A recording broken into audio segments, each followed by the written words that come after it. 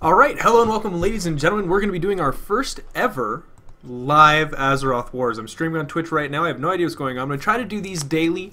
Actually, don't hold me that daily is not true because I'm going to have school and stuff like that. But you know, there's a possibility that maybe I'll be able to do it more often than you think I would. But what's important to remember is that I can do it most likely. I can do it like Monday, Wednesday, Friday, since those are my days off. Monday, Wednesday, Fridays, I can stream Azeroth Wars or whatever I'm going to do. We can actually set up a schedule. And that's right, I'm taking a note out of Day 9's goddamn notebook. Yeah, I couldn't think of anything better. I just went with notebook, okay? So we're going to go ahead and take a look at a few of my own games. Now, as a lot of you might know, ladies and gentlemen, we are not listening to ourselves in the background on the stream to make sure that everything was going well. But what we are doing is we're going to be doing our F7 capture. That's right, guys. I went through a lot of stuff. I figured out how the streaming works, and again, the aspect ratio is a little bit off, so I apologize in advance for that. But too bad. I'm learning to stream, and you guys will have to deal with me until I can fill in those bars for you in some entertaining way. But I was going to say, as many of you may know, I have been doing my own games lately. I've been playing a lot. I've figured out how to have fun with it, and what we're going to talk about is something that I've invented called the Danger Zone. The Danger Zone is something you can open yourself up to by being dumb. Now you're asking, what does that mean? Now, being dumb is not reading what's going on appropriately. Now, there's times in the map when you should attack, and there's times in the map when you should wait. Now, more often than not, it's attack. But the difference between a pro player and a decent player is knowing when those two separate from each other. Now let's see if you can see I have so many of these, and some of you may recognize your own videos that you've sent me. I've saved them to my own replay file. These aren't all of them by any means. Most of them sit in my inbox. I could put them all in here. I just have to rename them all. It'd be an awful lot of work. But let's go ahead and find, I think I had an aggressive game. Okay, we'll start with an aggressive yellow, and then next time we'll talk about an aggressive red as well. I played a very fun aggressive red, but I think aggressive yellow is interesting to note in its own. Actually, you know what? I don't know, guys. What do you think? Should we go with the red? Should we go with the red? Because I had a damn good time. I also had a good time with the blue. Man, I had a lot of good. What am I thinking? Of course that's the game I'm gonna cast. Well, alright, okay, guys. So all y'all got together and y'all played a game with Azothan as the theme. Then you sent it to me, and it was so good I saved it to my own personal replay folders. And it was sent in by a player called Azothan. I really like the names, but you guys will see here. This is based off, and I know this is so egotistical for any of you who are joining me for the first time on the stream, God forbid. These are all named after me. Everyone decided that they were going to have a lot of fun with the situation, and the game was going to crash. It's not going to crash, it's just in Windows mode, and it freezes. There's a point in the game when it freezes for no reason whatsoever, and it goes gray, and it acts like it wants to die. And there's also a point in the game where we realize I've had fraps on the whole time, sitting there doing nothing. Oh, and there's the other one. Welcome back. Now, I don't know about you guys, but I've been a little nervous lately about playing games, and the issue was more than anything, I guess. The issue was just that I didn't like losing, as dumb as that sounds. And I know nobody likes losing. Nobody enjoys that activity. There we go. See, it'll pop back in. But I was getting really stressed out, and it was weird. So I just decided to relax, pretend like winning wasn't important, and I played a few games where I didn't. Oh, and that's the other thing. I know I've spoken to a lot of you about hero squads and the importance of micromanagement and stuff like that.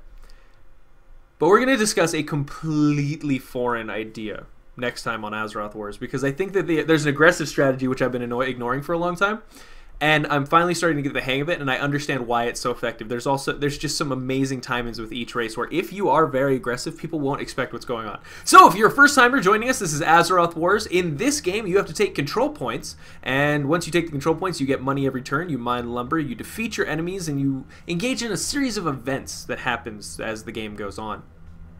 And these events can make you stronger, weaker, you can gain heroes, you can lose heroes, and you can lose heroes to other races, a la Arthas turning into the Lich King, or there's a few others in there, and they're just so frustrating when you see them get back out, like Sylvanas. It's mostly North Alliance heroes now that I think about it. Poor bastards. Poor dumb bastards. And so anyway, you guys played this game. It's an Azothan themed game, and I'm looking forward to going through it and seeing how it turns out.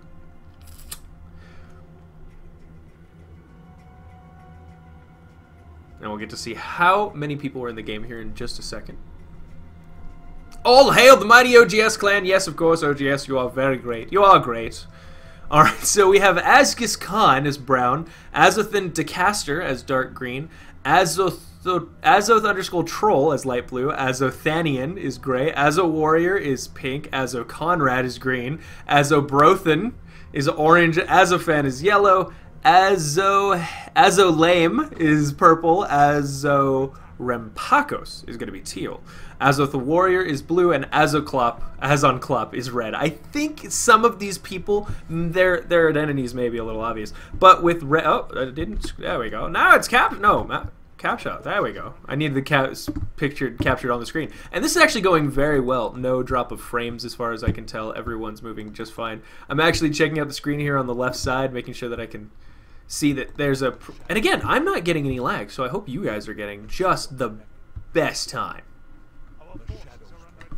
Our forces are under attack. An early movement out by red in the early games. He's going to grab himself from creeps. No big deal at the moment. But it could be a very fast push from red. Azon Klopp, known... Actually, sorry, Azon Klopp. I know that's N Klopp. Dude, it's not... Or is it N Klopp? I don't know. Could be. And here we have the Death Knights. He's doing a good job. He's cleaning everything up. Now, here's one of the games I play, and I think I played an aggressive yellow in this one, in that the minute I was done clearing these, and I've even adjusted this a little bit. Oh, no. Yeah, I was going to say, I keep forgetting I'm not casting that game. I just talked about a game we're not even looking at. Oh, I'm an idiot. Okay, so, let's go on. Over in Kalimdor, not that much going on at the moment, although Light Blue is brawling with some furball trackers, creeping himself up. A new champion has defeated the Stonewall Chieftain Korgal and has taken his place as Chieftain. That probably means Rexar is now all kinds of scary. Let's go over to Azothonian. And yeah, he went over here. He claimed Stonewall Keep. He now has that as a larger base. And it looks like Gray's going to move down immediately and start doing work over here. Gray is often choosing to break this gate because they can go in here and get a ton of units from there, much like Pink getting them right there. It's a little bit longer for Gray, but it is sort of a, if you want to do Eastern Kingdom's Horde, here's your chance kind of thing. It's very good, very strong. And there's no reason why Gray shouldn't grab all these except for the fact that the Cannon Tower, he has no way of countering it. Luckily, his Orc Warlocks do cast Heal, so that gives him a small advantage and a little bit more staying power in the long run. Centaur Khan will be wiped out by Gray as well, the poor dumb bastard. And Teal's getting ready. Now, what's going on? Azor Empakalis. I think he left, didn't he? Yeah, oh man. That's right. I think I saw that in the chat and I wasn't paying attention. Damn my eyes! Blast my eyes.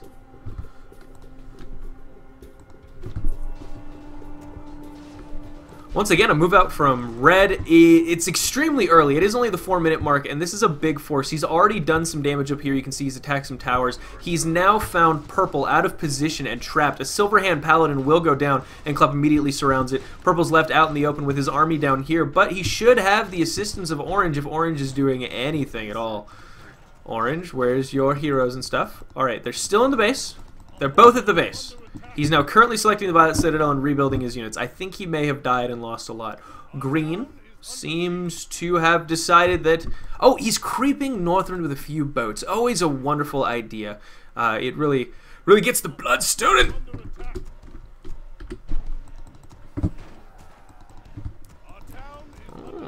Alright. Deep Lord Revenant, he's a problem. Let's admit it. Oftentimes people will send out their units to go ahead and creep this area, not realizing how strong this Dreadlord Revenant is. It's 2,100 hit points, 79 to 77 chaos damage. Nothing is going to be getting away from that without any damage. Alright, Purple now duking it out with Red right here in front of the base. He has got Kel'Thuzad on lockdown with the towers.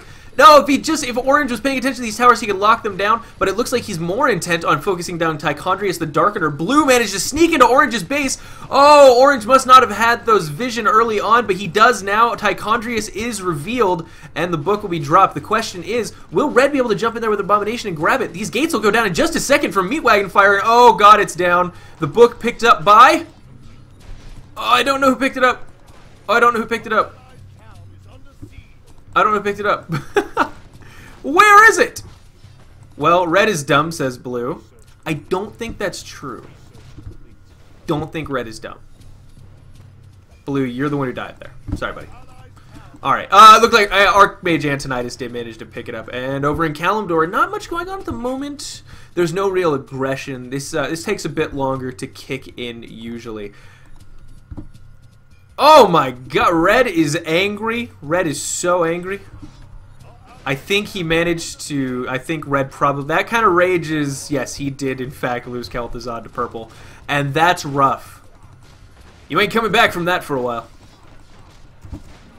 Now, if red waits, there isn't that much going on. Green, of course, heading down now with a large, cohesive force. He's wiped out most of the peasants, would be my guess. Or, no, he didn't take the time for the villagers. He knew it was time to go. And blue is sitting on 110 gold.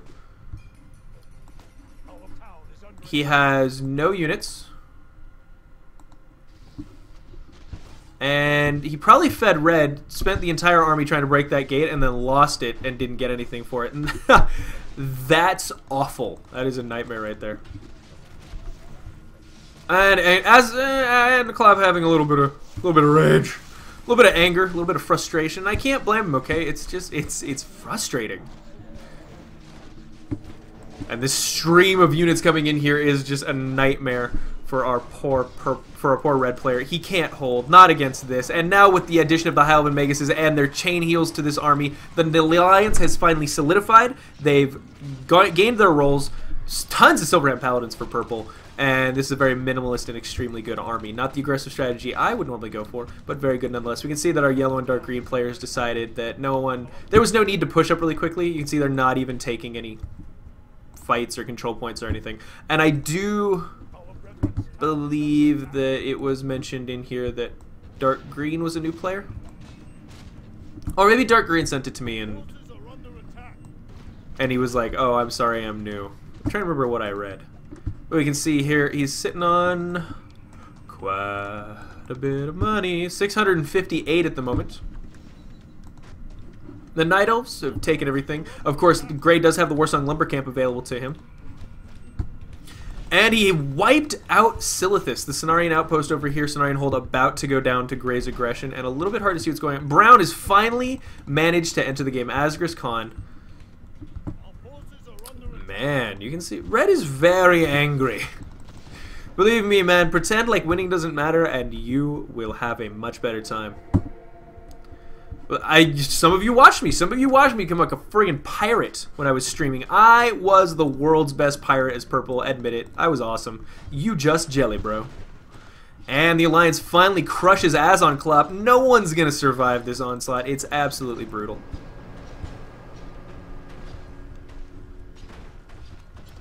And now, a quick break from the stream to make sure that everything is going appropriately. I need to let the thing off the screen. Alright, hello guys, welcome back. I guess we're going to start the episode up again, make sure the mouse is captured, and there we go. On to the Azeroth Wars adventure. Oh, hold on, I need to make sure chat is correctly. Chat, yes, perfect. Hello chat. Gonna say hi to Birthday16. Big shout out to you for coming to the stream, and Snoken as well. Looks like you're getting you're getting shout outs because you showed up. It's nepotism. You're nice to me, I'm nice to you. I know it might not be the nicest thing, but oh god, you scratch my back, I will purr like a kitten. I really like having my back scratched. Alright, in Kalimdor there is approximately nothing going on at the moment. Gray's moving some more units down south just to make sure that he's wiped out the Night Elves completely, but let's not forget the Night Elven force is ready to engage here relatively soon. We don't know who we're going to... Azetroth. Ah, there we go. Azothan. Azobrothan. You know, Orange is actually a very brave player right now. He's had to deal with a very... Actually, he's not a brave player at all. I don't know what I'm talking about. Just ignore me. Alright, finally the confrontation between Gray and Light Blue that we've been waiting for. He will assault Feathermoon's stronghold here on the island, and Light Blue, as the troll, has the option of going in there and attacking him right now. If he does it from behind, builds a couple... Why is he not building, actually? I would expect him to put out a couple battleships. He could easily bombard this force from... There's very little range, and then he could just capture... Oh, this... Either way, though, maybe he lured him into a false sense of security, and if he cuts off Gray here, it's gonna be a nightmare for him. Light Blue Light blue. Oh, light blue. I love your strategy. He's going to focus down Misha. He knows that unit's a good tanky unit. What you got to watch out for is the Orc Champions. Full mana on most of these units, so shockwaves are going to be really friggin' painful. More clearing over here, not much going on. Red's been killed. Red's up in North, or did Red leave? No, Red. Azothan is still here. He just hasn't claimed any of Northrend yet. He's done a little bit of creeping, but not enough. Hey, Sneaky Bros, good day to you too. A pleasure to have you here. Everyone who's watching this, please go view the Sneaky Bros on YouTube. They're an amazing channel, and they've been in contact with me recently. I'm very flattered to be able to talk with them and pick the minds of excellent YouTubers, so please go look at their content, and if it appeals to you in any way, go subscribe. Hey, Sneaky Bros, once again, good to see you. And it looks like Light Blue takes the definite edge in this advantage. No way he's going to be getting out of this alive. He does do some significant damage to Tyrande, but Light Blue keeps the contain. Oh, a little bit more. Does he have enough for another Stormbolt? If he does, Tyrande Whisperwind is dead on her feet. Nope, Drazilb resurrects himself, but unfortunately, his demi-human life was doomed. He's like, oh, I live again. Oh, I die again. Isn't would that not be the least climactic thing? Like some evil, Cthulian god just getting up and going, oh, I live again. And then he dies. He just falls over. He maybe has a heart attack. He had too much bacon that morning. I don't know. I don't keep track of his diet. He's an elder god. It's his own job. He's an adult. And after taking that smashing victory, Pink's gonna Light Blue's gonna move down. But now Brown, oh my goodness, Brown is all alone. Look at these trees of life. A new unit for Brown, a very interesting model to use. It is essentially just a tree of life, but it's been turned into a caster unit. 400 range, slow movement speed, admittedly, but it's a very good unit. 13 to 14 damage, magic, something that Brown very much needs against the heavy armor you find in the South Alliance. Pink has not yet committed his forces. Those chain heals will alter the tide of combat, and Brown's on a bit of a back foot right now. He doesn't know what to do. He's got two big armies in his base. Let's check and see where Gray's army is. He's lost most of his heroes. Again, I was talking a lot of crap there, but I completely spaced on the fact that he got demolished, absolutely demolished by Light Blue. Red, no, okay, so Red's still upset, I think. He's very clearly upset. I can't figure out why. And the chain heals are just too much here. The Tauren with their AoE damage on top of the fact that they have chain heals and healing wards and frost shields. Anyone starting to think that Pink might be a little too strong? Admittedly, what you really do need are dispels. It's just the early game, very few things in Kalimdor have that. So all of these are unbelievably strong, and it adds a great deal of versatility and utility to Pink's army.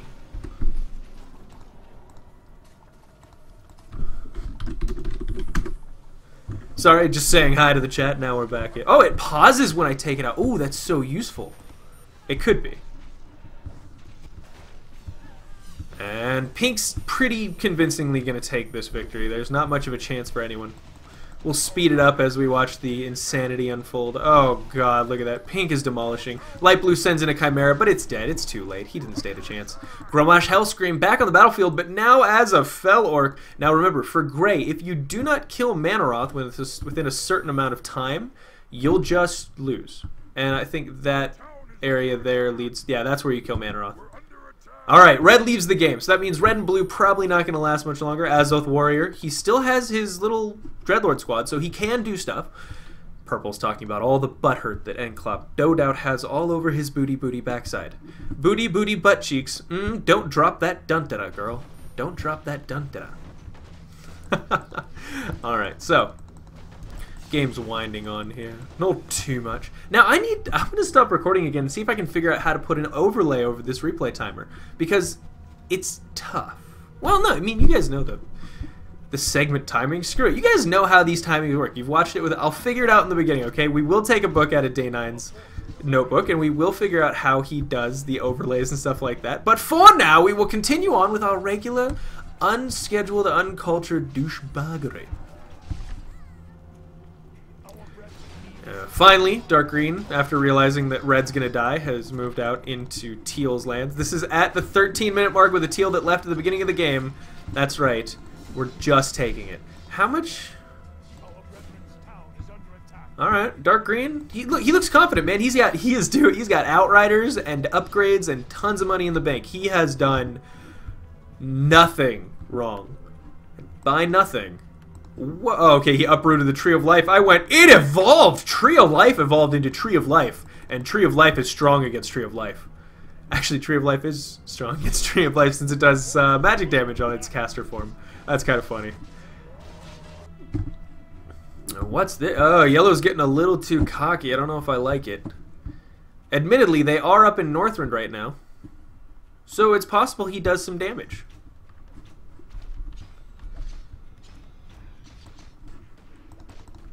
Our forces are under attack. It's a buttload of units.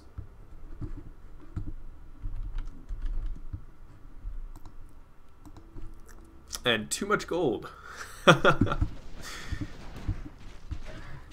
And red's poor little... I like how the plague cauldron does spawn over here, like just in the middle of nowhere, really over by a fortified military base. We should definitely piss these guys off. Hi, Sneaky Bros. Would you like a tutorial? I'll tell you what's going on here. Azeroth Wars is an amazing custom map where 12 players fight for control of everything. Right now on the Kalimdor continent, we have pink and gray, which is the Horde, versus Night Elves, brown and light blue. Over here in the North Alliance, we had red and blue, which is Demon and Scourge, fighting the North Alliance, which is respectively Dalaran, Lordaeron's two big important bases here, and the High Elves up in the north. Down south, usually it's the Fel Horde versus the Dwarves and Humans, but unfortunately our Fel Horde left, so it's a little bit slow in the south. But two big fights raging on the other parts, except admittedly red and blue did leave, so the North Alliance will now conquer this, take the Frozen Throne, and upon taking the Frozen Throne, Purple's hero Arthas becomes King Arthas with a whole new set of abilities and access to this crown that his father's carrying. Usually you have to kill the Capital Palace to get it, but if you manage to kill the Frozen Throne, bring Arthas there, he becomes the king, he gets the crown, and gains an important buff and healing item for his team. Now, Teal is just smashing Brown. This is embarrassing. All of Brown's units are dying. Is he still? He is still in the game, and he has Cenarius. Perhaps an epic hold up north will be just what we need. We can look at all these. This is very beautiful, actually, with just the wisps spinning around the trees. It's very relaxing if you think about it. You can almost forget that elsewhere in the world there's a fucking orcish rampage occurring. That's right. No, this isn't a happy-go-lucky world. Everyone's gonna die. It's a bad time. It's a very bad time. By the way, let me know how the stream's looking, guys. Let me know about the quality. Oh, what did I say? Did I say gray? My apologies. It's pink. Bert J16 has pointed out the fact that I don't know my colors. You guys yell at me all the time, but for example, I've been calling Vosh Ajara in the custom campaign that I'm playing. And orange finally gets pissed off at yellow, and yellow realizes that maybe it's a time to leave. This is a bad place to be, especially against Kirin Tor. But, oh, what's with the aggression? He just turns around, and you gotta remember, Kirin Tor are unarmored, so they take extra damage from piercing, and they definitely still don't like siege damage, because siege damage is just base so much damage right up front. Mitigation doesn't really matter at the end of the day. Brown's a little upset that light blue is just chilling in the south, but he's not. He's got a fight going on with gray right here, and he's killing it, dude. Azothan is going all over gray. Azothan has been giving gray a booty butt cheek spanking all game. And look, now he's got his Chandrilar Spellweaver, so he has Chain Heal. Light blue is just going south. He thought maybe you could handle pink on your own, but that's a bad idea, as brown does not have the dispels. Brown can possibly handle a gray. That's a more straight up fight, just muscle against muscle, but you need the casters, and I mean, pink is the casting support, and frankly, it just wipes the crap out of everyone.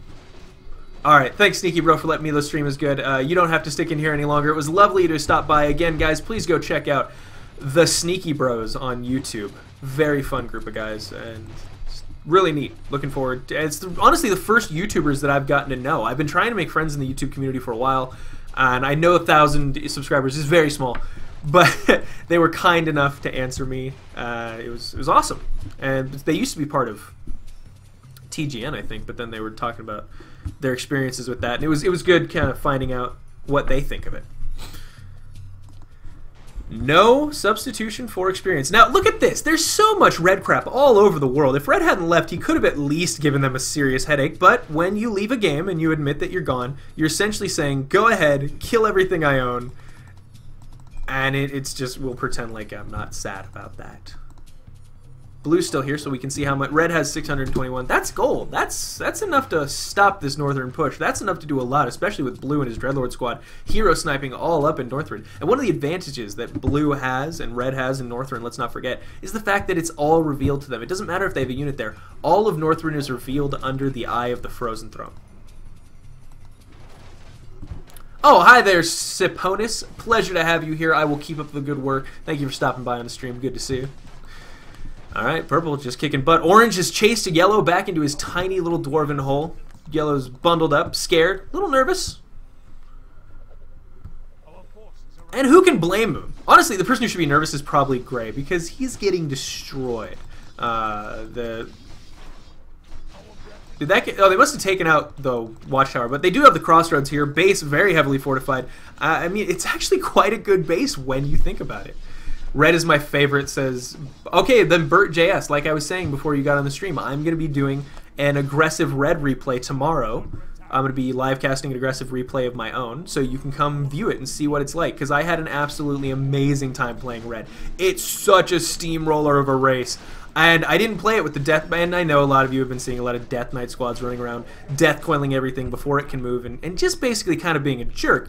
And hero squads have been the flavor of the month. I'm glad to see that they're getting toned down, and I'm going to be showing you a lot of strategies to ensure that you don't have to face those early on. It's sort of a boulder rush strategy where you just start rolling down a hill and you gain momentum and they're screwed. Good. I'm glad, Bert. I'm glad you're going to like that. Remember, guys, the chat's on a 20-second delay, but I will respond when I can. And Blue has not given up yet. He's utilizing everything that he has at his ability, except he's not producing units, but he is using the Frozen Throne to resurrect units and hero him. He's trying to take down Arthas Menethil, but unfortunately for him, Purple's smart, and he's upgraded his chaplains so they can cast Renew on his frontline units. Renew, of course, increases their health by 500 hit points over 10 seconds, so it's... Oh yeah, Boulder. This is totally a replay, bro. This is... I'm going to be doing what Day 9 does, where I live cast these on Twitch and then put them up on YouTube. And, of course, I will live cast some, you know, series and episodes and special things, but I think that if I can do this live and then put it on YouTube, it's not a bad idea at all. It gives you guys some more interaction. Like Boulder Dash, you can talk to me about what you see here. You can say like, oh, I didn't like that strategy. We can talk about it. We can go back and forth. You can be like, well, I would like to see some Dragonhawks out of Red. And I'd be like, Boulder Dash, you noob. Red doesn't build Dragonhawks. God. Ugh. And Boulder Dash is 20 seconds behind. So sad that I'm yelling at him. I'm just waiting for it. Hey, Boulder Dash, you looking good. Now, Orange is doing the usual Orange thing where you push and prod and poke and basically be all kinds of annoying. Now, Oranges are used to this. They they thrive off it. Essentially, they expect you to run back to your base and they can just keep harassing you. But what does an Orange do when you just attack?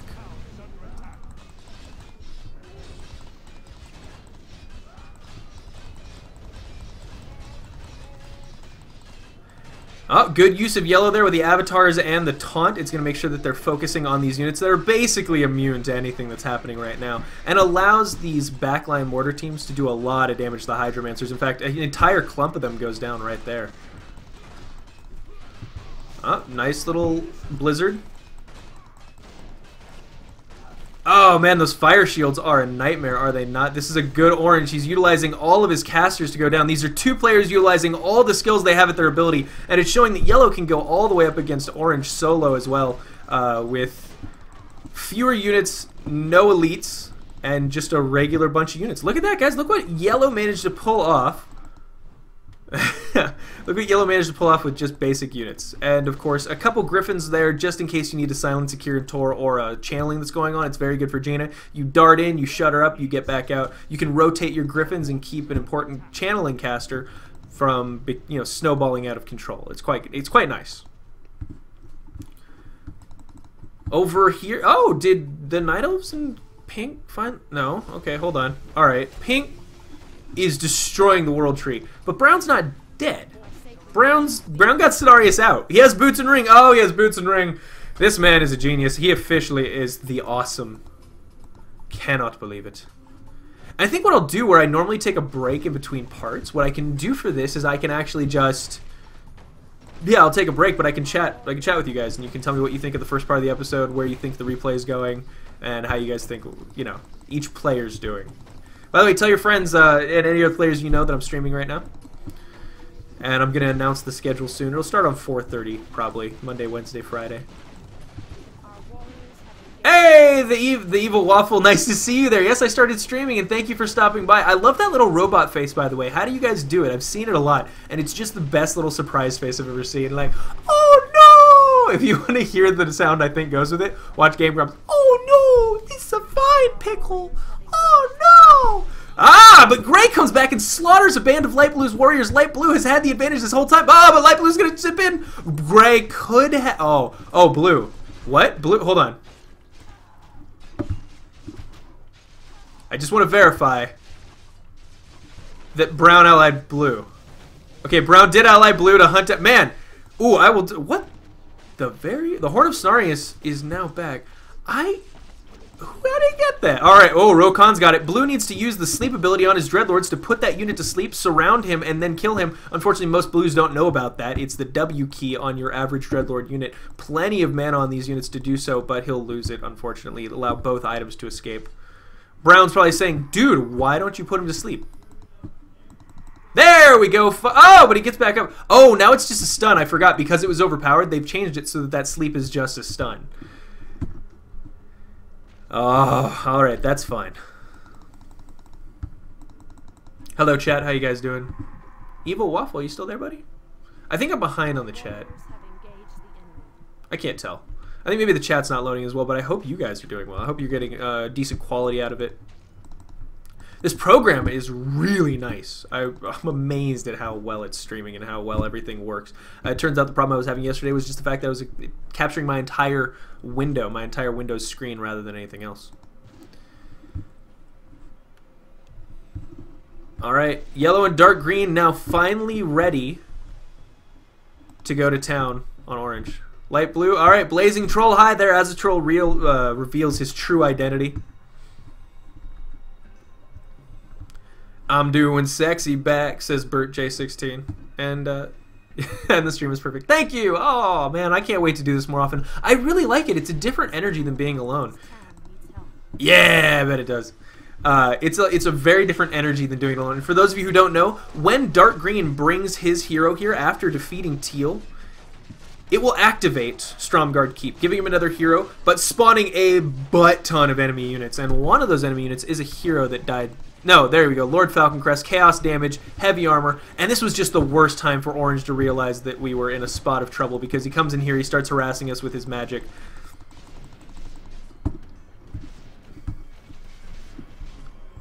What a nightmare. You can tell who I root for in my mind, because I automatically say we whenever I talk about South Alliance. I'm like, oh man, this is not looking good for us. And I completely forget that there's tons of other people who play different races who are like, what about me? Do you like me? And I'm like, no, your race sucks. Get out of here. What are you doing? Alright, Pink has completely claimed everything up in the north of Kalimdor. There's not a chance for anyone to take it back. And down here in the south, now this becomes the main fight until Gray and Light Blue move out. Azothonian has left the game completely. Azothonian, no! Who was he? Was he Gray? He was Gray. Alright, so Azoth Troll is still here. He's moving up to try to deal with Pink. And he's got a really good shot at doing it, too. Maybe this isn't the one where everyone got mad. I was reading up on diplomunion.com on the forums, and there was some rage. No, Boulder Dash, I'm not playing in this. I wish I was. Our warriors have engaged the enemy. But Boulder Dash, good. I'm glad that you pay as much attention to me as... Oh! Oh! By the way, a new thing that I learned playing yellow before, and God, this green glow will haunt me for the rest of my lives. These Kirin Tor now have a silence ability that they can put on units, but if you put it on a Griffin, it will kill that Griffin. It will silence the Griffin, and then it will kill it before you can do anything else. There's no way to dispel it. You can't get rid of it. It's just like a death sentence, and you have about 7 to 10 seconds before your Griffin's just dead as balls. Aw, thanks, Sneaky Bros. I love you too. I have not quite reached yet legendary status yet, but I hope to evolve soon into a form more comparable to yours. And again, guys, please check out the Sneaky Bros at sneakybros.com/ or youtube.com/sneakybros, the Sneaky Bros. Oh my god, Archimon has Gorehowl and Flamestrike? Are you kidding me?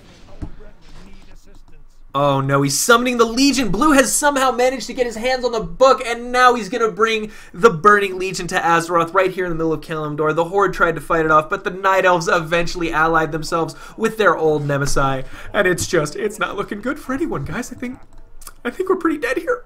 I don't think we're going to make it.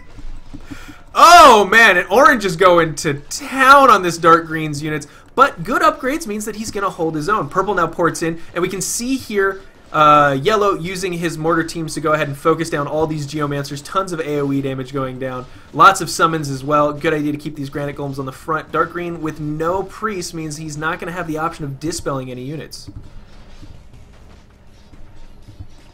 Oh, hi there, Project 947. It is a bit like Risk in that you're going to capture control points on the ground. Durnhold here, for example, gives you 10 gold per minute, you can see there. And Stromgarde gives you 20 gold per minute. There are other buildings around the map that will give you gold. You mine lumber normally, and the idea is to upgrade your army, build units, and conquer your enemy.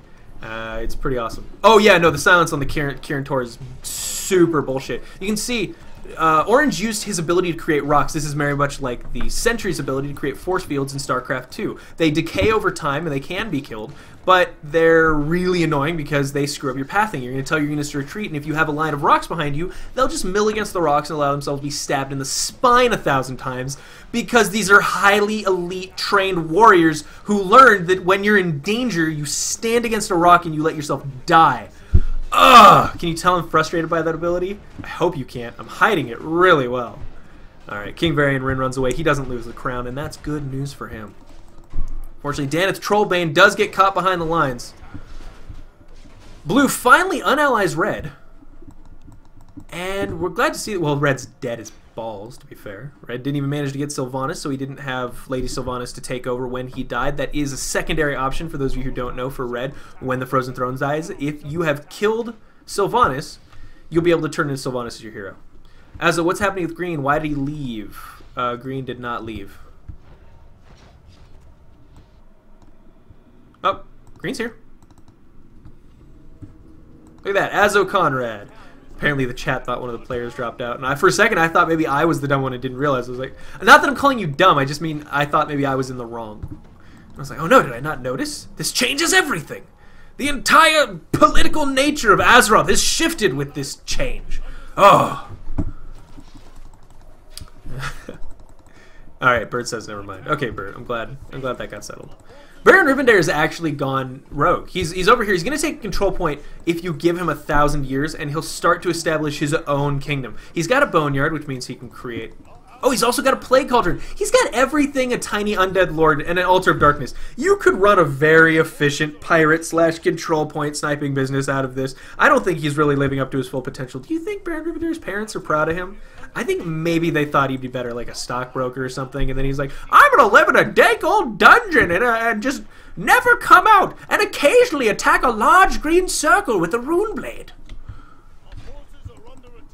Oh yeah, no, Project, I speed it up occasionally. I only slow it down when I want to stress certain activities or look at battles more closely. Sorry if you thought I sit here going through half speed. No, that would be a nightmare. These games are almost 2 hours long. You don't want to sit here for 4 hours with me, do you? I didn't think so. Green is going to wipe the crap out of Dark Green here. He finally managed to take down Stromgarde. No real defense against it. You can see High Elven Magus and Farstriders. Between those two, he's got the most deadly and the most supportive units in the game. Not the most, but damn, it's really strong. Combined with Orange's ability to summon units, Purple's ability to heal himself and do insane AoE damage, and you have a very strong batch of opponents here. Alright, we're going to go ahead and end part 1 right here, guys, and we'll go into part 2 in just a minute. This has been the one, the only, the Azothan. Thank you, and I'm going to go talk to stream right now. Remember, 4:30, Monday, Wednesday, Fridays from now on, I will be streaming. That means I'll be streaming tomorrow on the 7th at 4:30 p.m. California time. I think that's Pacific Central time or something like PST. So go look it up. Please join me next time, and I'll see you in part 2, guys. Bye. Oh god, I've got it screen locked still. Oh, what? How embarrassing is this?